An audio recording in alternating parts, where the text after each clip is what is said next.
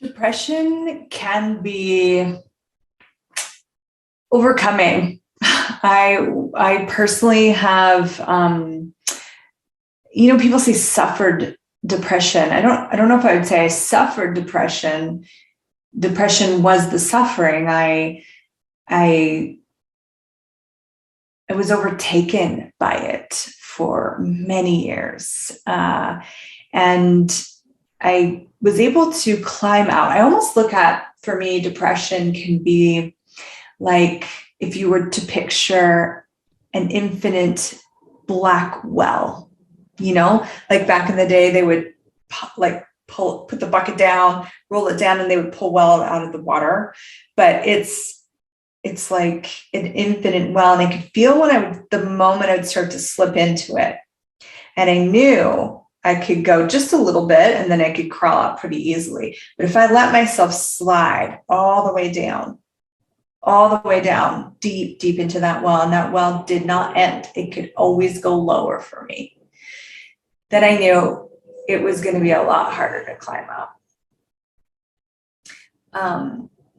So I found ways to climb out. What I want to share with you today are some more powerful, dynamic techniques that you can use that I actually wish I had. I had back when I suffered depression. Today, I have days that are not light and fluffy. Trust me. I have moments of frustration, and even every once in a while, I have a sense of kind of that hopelessness, but it's so short and so easy to move beyond now with the tools and techniques that I use. So I'm going to give you three different techniques you can use to move beyond depression and see what works for you. Everyone has something that works best for them. There is no kind of perfect way to do it. These really work for me. So I wanted to share them with you today in case you're having some stuff coming up. There's a lot going on in the world right now. So I got the hit to make this video for you. So number one, self-care. This sounds so obvious, right? Of course, self-care. We hear about self-care all the time. But what the fuck is self-care really? What is it for you? What is self-care for you?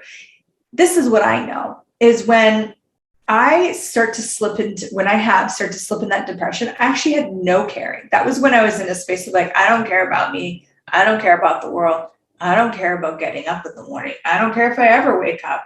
I have no caring.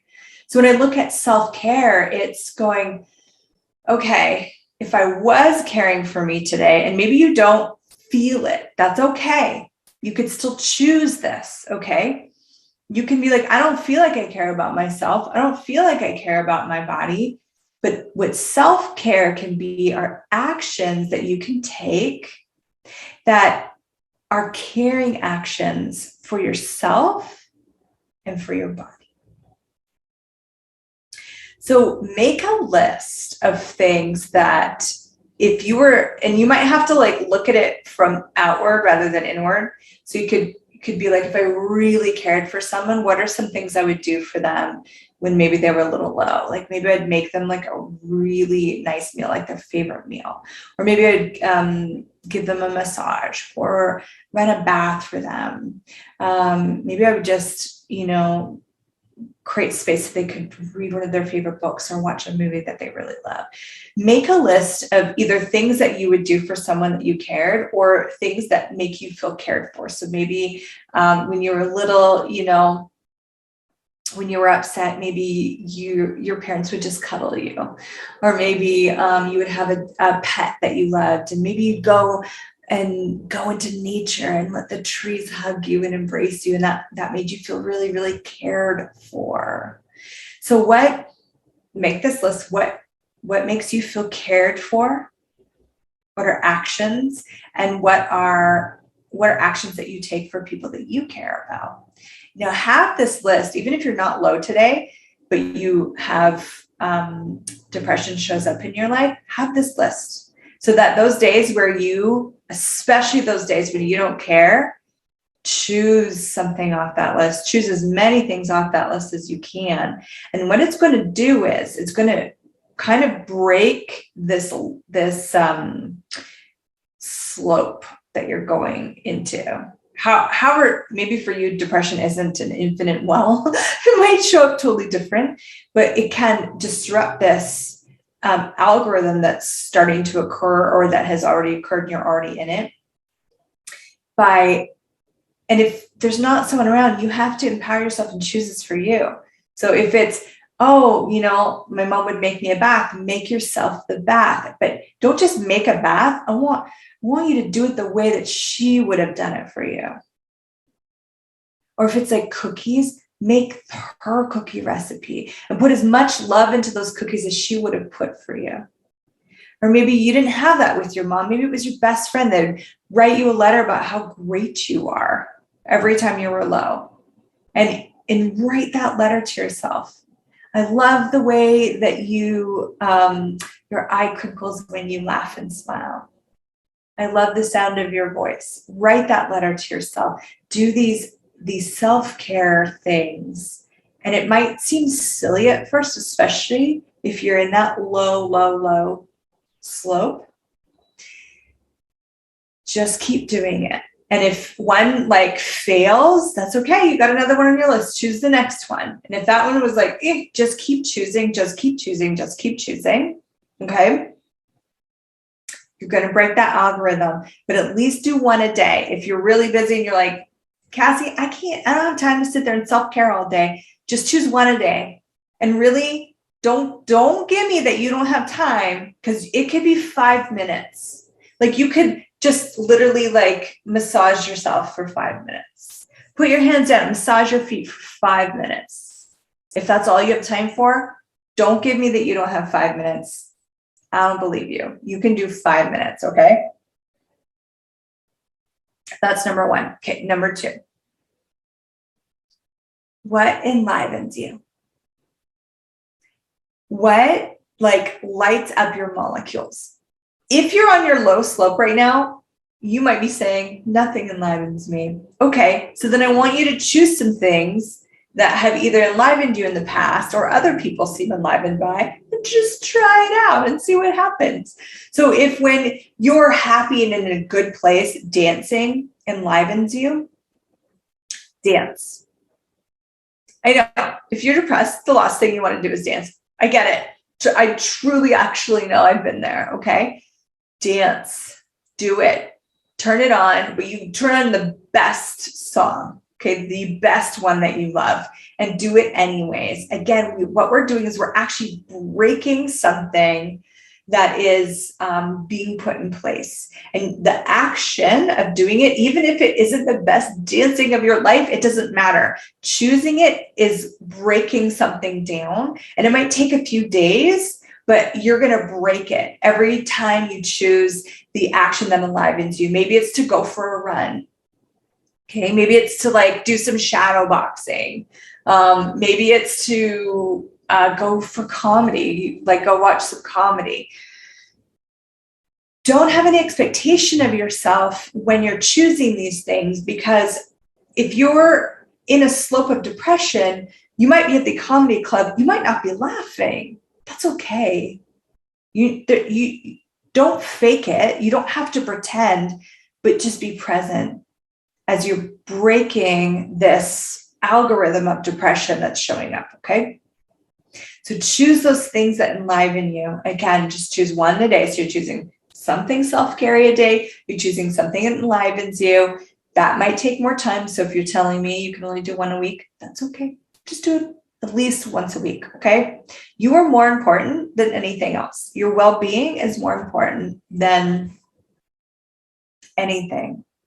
Because everything in your life will benefit from your well-being, from your being, from you joyfully being you.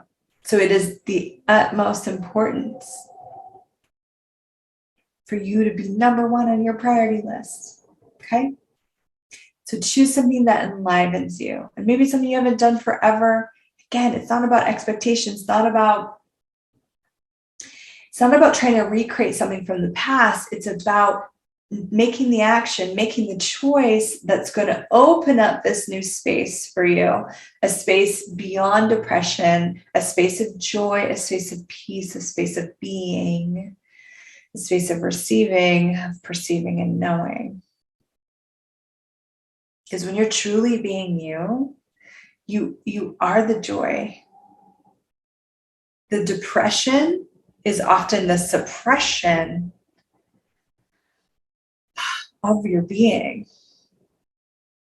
And choice trumps everything. Choice is like one of your most absolute powerful tools in your toolbox that not a lot of people know. I absolutely did not know it at all. If I knew I could just like choose depression, don't choose depression, are you crazy? No, it's bigger than me. It's swallowing me. Choose things that enliven you. Okay, so we've done the self-care piece and then we're doing the enliven. And when I'm talking, you feel alive. Like you're like, my body is alive. My being is alive. I'm enlivened. Okay. Now, the last one, for some people, this is a concept that they're like, you're crazy. I don't believe you. This literally saved my life. Okay. I saved the best for last for you. It is acknowledging that 99.999% of every single thought, feeling, and emotion does not belong to you. Now, I know that sounds crazy. I know that sounds impossible, but here's the thing. You are psychic. Sorry, no one told you. You are psychic. How do I know that? Because you're here on this channel watching this video. You would not be drawn to this if you weren't. You wouldn't. So you are a psychic receiver. You are aware of the energies of depression. And because it's so intense, it seems like it's ours. It seems like it's yours. So you can't handle it. You can't change it. You can't heal something that is not yours. Got it? Okay, then the healing thing, there's like a little side note, and you can kind of do it, but in a different way, but not when you make it yours. That's what I'm getting to. We'll talk about healing in another video. That's a great topic, actually. If you're making someone else's depression yours, you're not going to heal it. You're not going to heal it in them. You're not going to heal it in you. You have to actually return it to sender with consciousness attached, and then be the energy that heals depression rather than the empath that slurps and sucks all the depression out of the world into them. No, the time of that is over. We're done doing it that way. Okay? You don't have to do it that way. Let it go. Let it go. Let it go. Let it go. It's not yours. Now, just because you acknowledge, wow, this depression isn't mine, even though you might have a lot of reasons to be depressed. That's the thing, is we'll perceive an energy and then we'll attach, oh yeah, this is mine because of blah, blah, blah, blah, blah. That's how we make sense of this bizarro world. But if you didn't attach something to it and you just went, oh, whoa, I am perceiving so much depression today. Who does this belong to?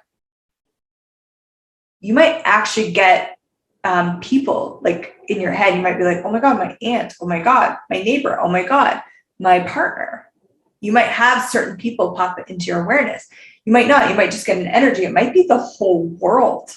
Like, there is a global suffering going on right now.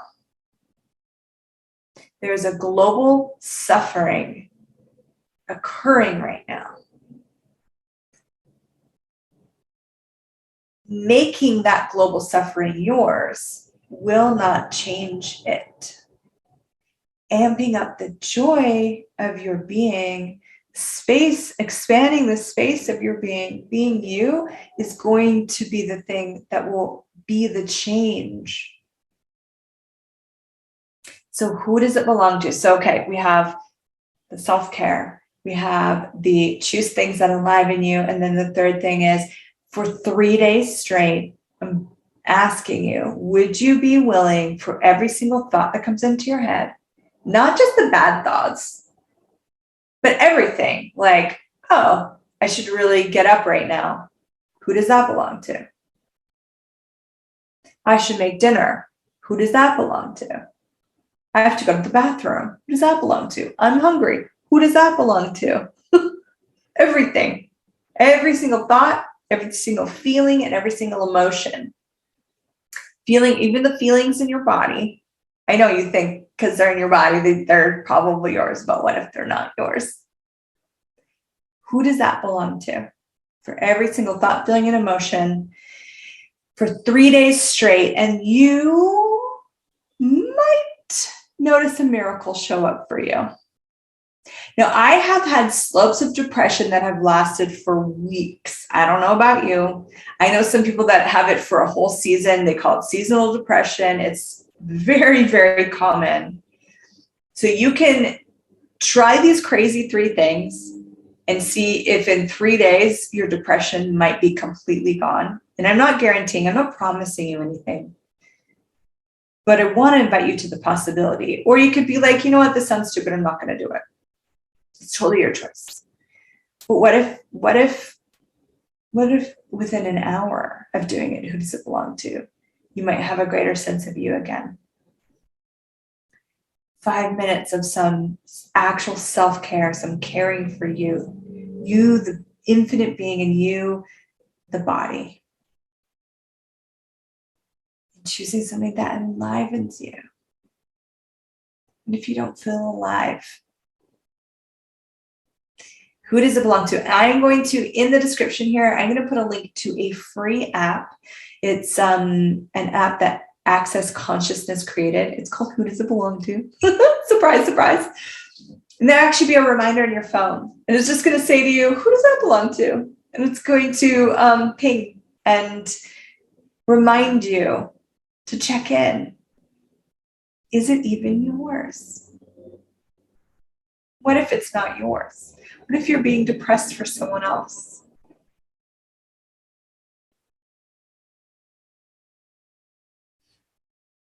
And you know what? I just thought of a number 4. I'm going to add a number 4 for easy techniques. If all those 3 things are not the thing for you, the number 4 is enjoy it. Which might sound crazy, but if you're here and you're resisting the self-care, you're resisting the enliven you, you're resisting the who does it belong to, you're like, none of these, I don't want to do any of these, then at least fucking enjoy the depression and like go over the top with it. Like be an Academy Award winner of depression, you know, like really get into it and just like enjoy the hell out of how depressed you can be. The reason I'm saying that is because sometimes we have to kind of like surrender and not just surrender to it, but we have to just like go as far as we can go with something to realize that we have a different choice, to really to get that it is a choice to go there. But we're in this constant resistance, right? Like you're resisting being depressed while choosing to be depressed at the same time. So my recommendation is the first 3. But if those ones are no's for you, then I'm going to recommend number 4. Number 4 is enjoy it. And then when you're not enjoying it anymore, when you're like, okay, this actually really sucks, watch this video again and check out the first 3 and see if they seem lighter and greater and more possible. Because you're not wrong. Whatever you choose, you're not wrong. You might be buying some wrong stuff about you right now. Something might have set off the spiral into depression, the slope down, might have creeped in slowly and you didn't even know what happened. It doesn't matter. Either way, You're not wrong for having this show up in your life. You're not wrong for any of it. But there is something else possible for you. Truly, there is something else possible for you. So try these things. Let me know how it goes. I'm always open to engaging with you. You can put a comment in the comments below. You can reach out to me on social media. Yeah, I'm here. I got your back, and you have your back, and you can do this. Thanks for watching. I'll see you in the next video.